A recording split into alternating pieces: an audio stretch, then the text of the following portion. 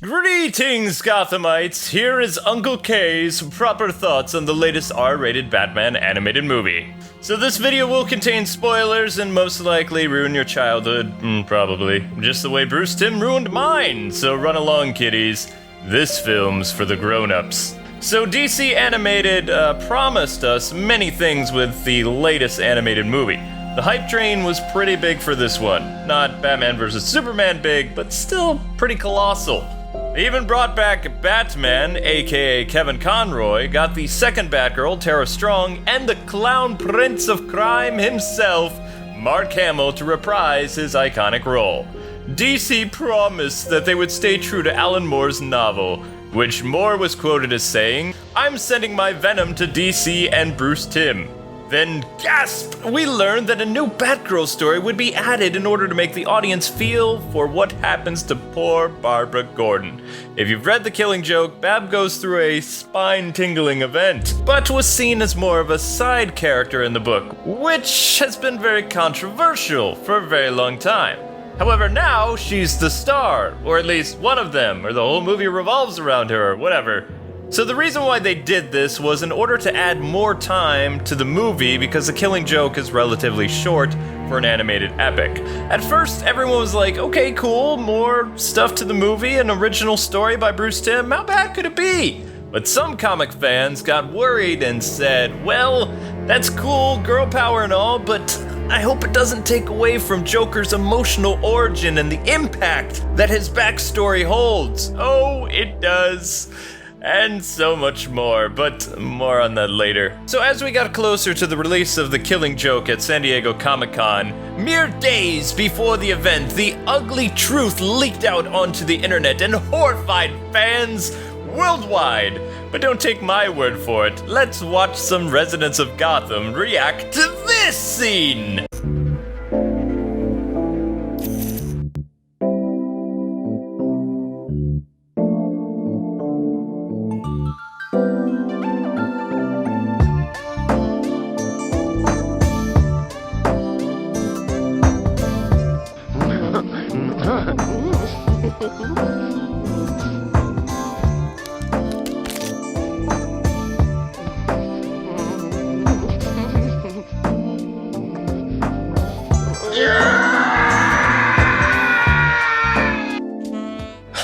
That's right, ladies and gentlemen. You just witnessed a Batcest. Bruce Timm has been hinting at a relationship with these two for a very long time.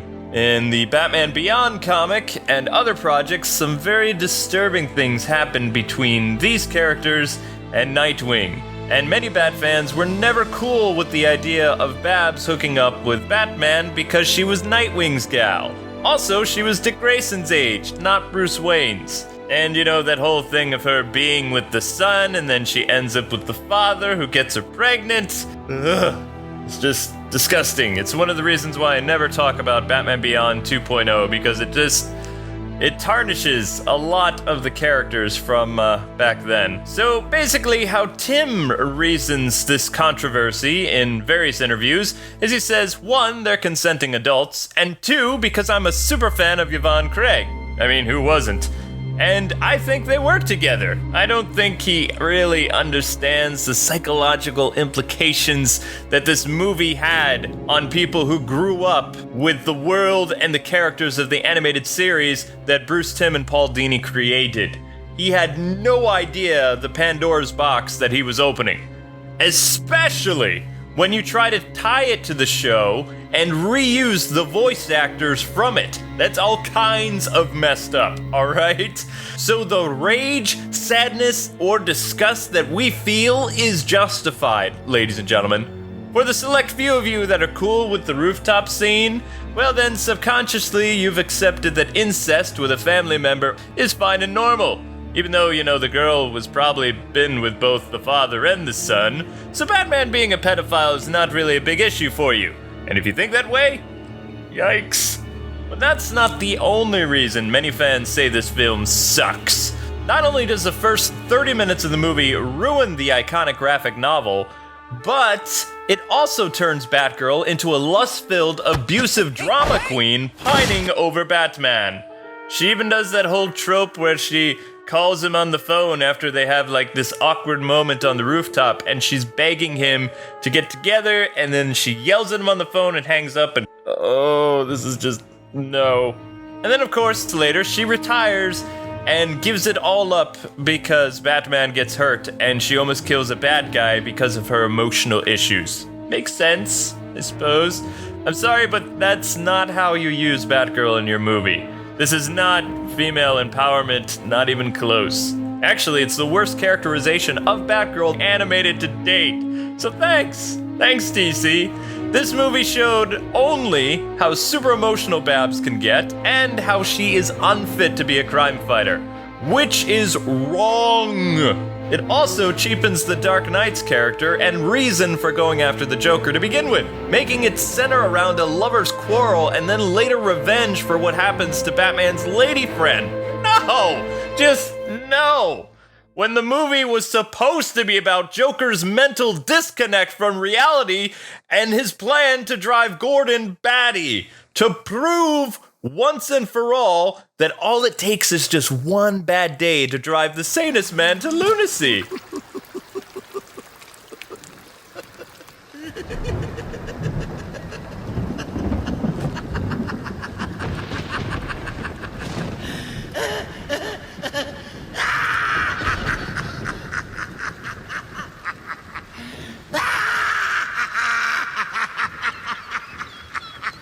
That's not what I took away from this film. Nope. It was more Batgirl retires, gets crippled, Batman finds out what happens to her later while he's off doing, Batman stuff, and he wants to kill the Joker because of what happened to Barbara Gordon.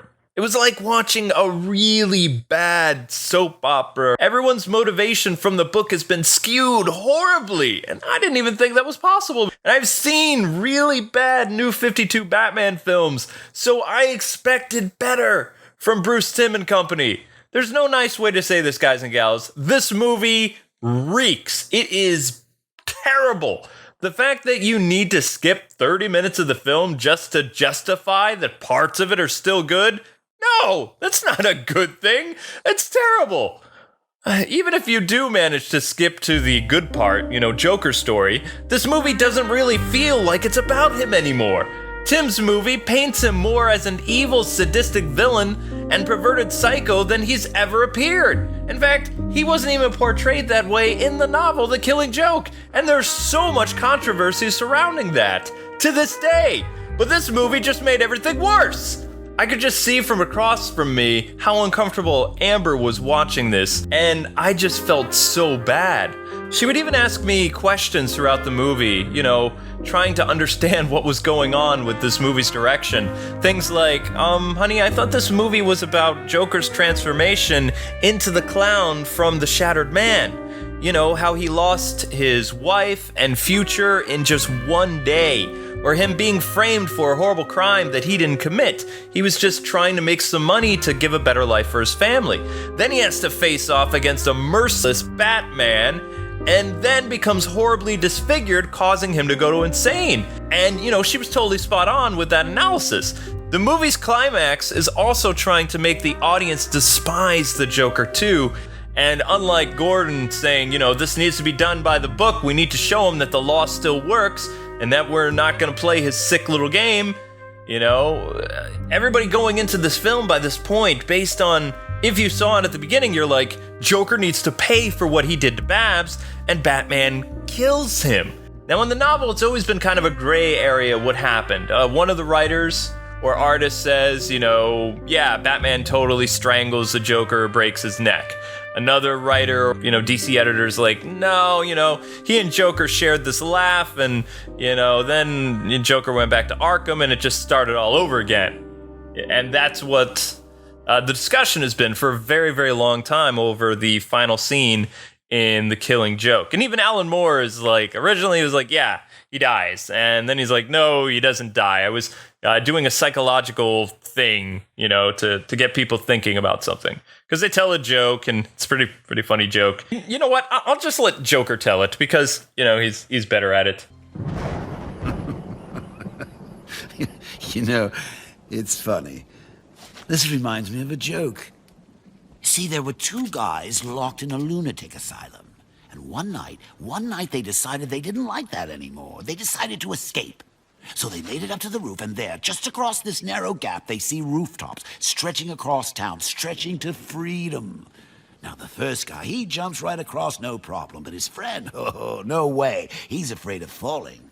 So the first guy, he has an idea. He says, hey, I got this flashlight with me. I'll shine it across the gap between the buildings, and you can walk across the beam and join me. But the second guy says, what do you think I am, crazy? You just turn it off when I'm halfway across. Oh, excuse me.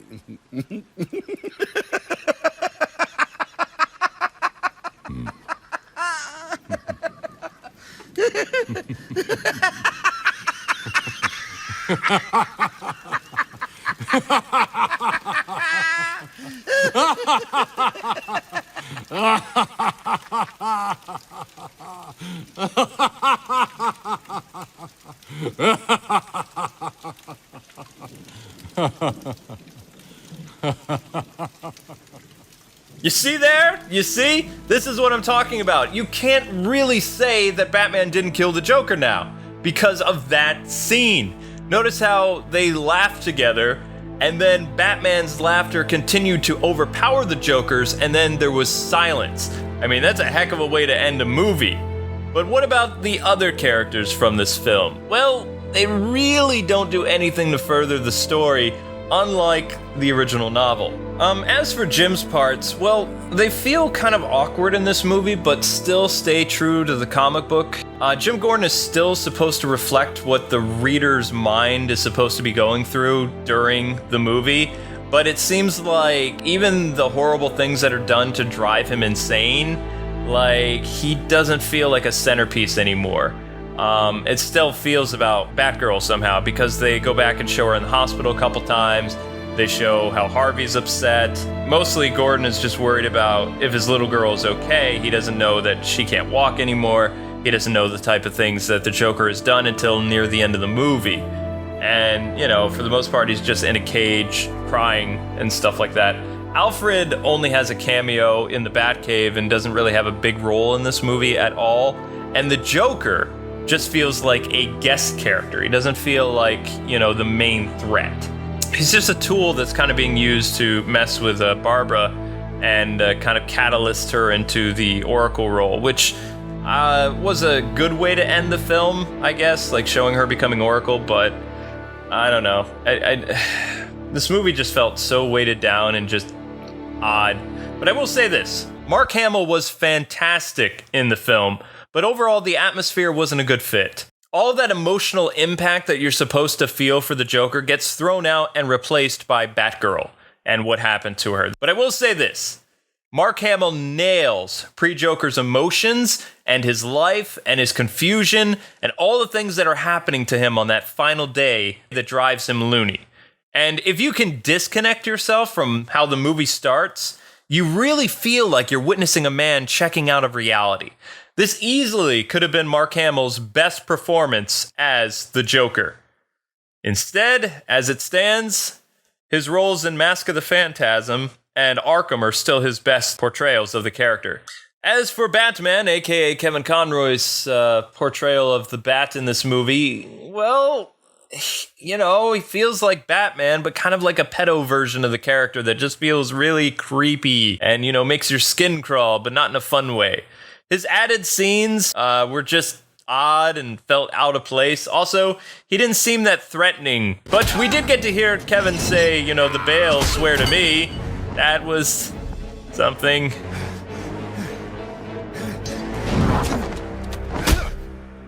I'm gonna count to 10. 1, 9. I swear to God, man, he ain't been around. Ah! Swear to me. You! I swear to you. Another aspect of this movie that I really can't stand, though, and it took a repeated viewing of this movie to really put these pieces together, is how Bruce Timm tries to subtly connect this with the animated series throughout the movie. I kid you not. He uses the famous staring into the abyss line, for which was a crucial part of Batman's character in the animated series about Batman not crossing that line. And that's the line that Batgirl almost crossed in this movie, and even Batman talked about how he stares into the abyss, but he hasn't blinked yet, and stuff like that. So that's an animated series staple right there, that mental discipline, that choice. You know, that thing that Batflick doesn't really care about all that much. Well, maybe he will in Justice League, but not so much in BVS. Next, Tim uses 2 different Batmobiles that you may remember from your childhood during the animated series run and the New Adventures of Batman.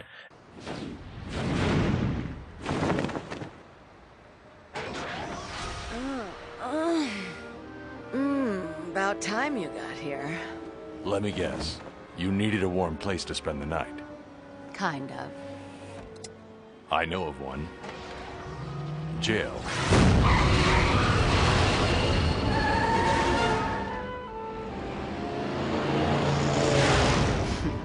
Same old self-righteous stiff. In fact, the movie actually starts with the Justice League and the New Adventures Batmobile, and then when Batman goes to find the Joker, it goes back to kind of the long Cadillac bullet-style Batmobile that was featured in the first 3 seasons of the animated series, which was based on the Keaton-mobile.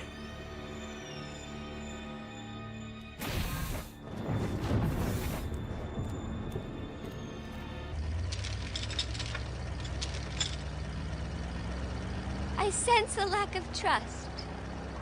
You sure you don't need any help keeping Zippy under control? I'm fine. Besides, I need you to be ready if Gordon's men get any leads. I'll signal if there's trouble. You got it. I want to listen to the radio. Don't!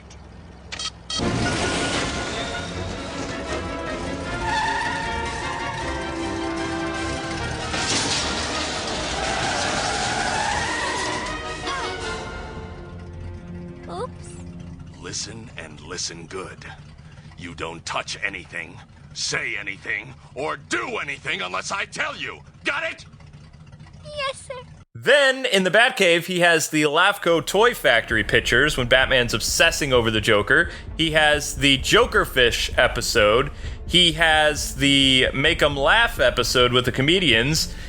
He doesn't show the Tim Drake Robin, but he does show the Jason Todd, the famous Dead Robin comic pose, which, didn't happen in the animated series. That's the only thing that doesn't connect this to the Timverse, which I'm kind of glad. If I saw Tim Drake Robin dead up there, I'd be like, whoa, hold on a second, what about Batman Beyond?